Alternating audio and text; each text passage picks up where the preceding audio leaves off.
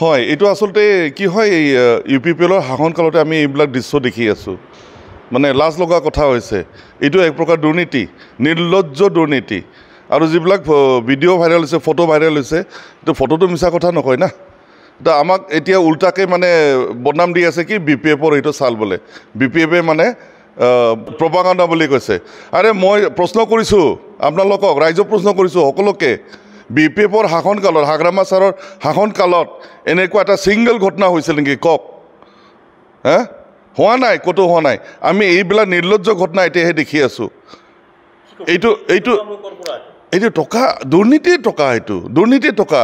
আপোনাৰ টকা, মোৰ টকা, চবৰ ৰাইজৰ টকা সিহঁতে দুৰ্নীতি কৰি পেলাই সেইটো মানে এইবিলাক কৰি আছে। কোনেও পৰিশ্ৰম কৰি পেলাই সেইটো টকাটো দিয়া নাই বা কোনেও পৰিশ্ৰম কৰি পেলাই পোৱা নাই। ৰাইজৰ টকাহে সিহঁতে লুটি পেলাই সেইটো কৰিছে, মানে যোগদান কৰিছে, টকা পাইছে নিশ্চয়। তো UPPLৰতো সেইটো নিয়মেই যে টকা দি পেলাই মানুহ আনা, ভোটাৰ আকৃষ্ট কৰা। মাজতে খুব ভাইৰেল হোৱা আমি দেখিছোঁ তেনেকেই যে UPPLে BSUৰ কেইবাটাও নেতাক মানে বহুত কোটি টকা দি পেলাই তেওঁলোকৰ পাৰ্টিত চামিল কৰিছে। সেইটো খুব বেয়া কথা। এতিয়া আমি বিচাৰিছোঁ কি, মানে এটা কথা আৰু অনুকাইছোঁ, প্ৰমোদ বড়োৱে সদায় কয় যে BTRত বোলে দুৰ্নীতি নাই, দুৰ্নীতি একেবাৰে বন্ধ হৈছে, আগত বোলে দুৰ্নীতি হৈছিল, এতিয়া দুৰ্নীতি বন্ধ হৈছে। এতিয়া আমি বিপৰীত ছবিহে দেখি আছোঁ।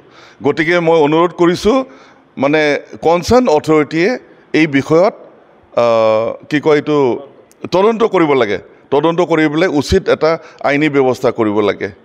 সদায় কৰি আছে বিৰোধী নেতাবিলাকক সদায় মানে অত্যাচাৰ কৰি আছে, ইনকুৱাৰী কৰে, কিবা কৰে, জেলত ভৰাই, এইবিলাকতো সদায় আমি দেখি আছোঁ।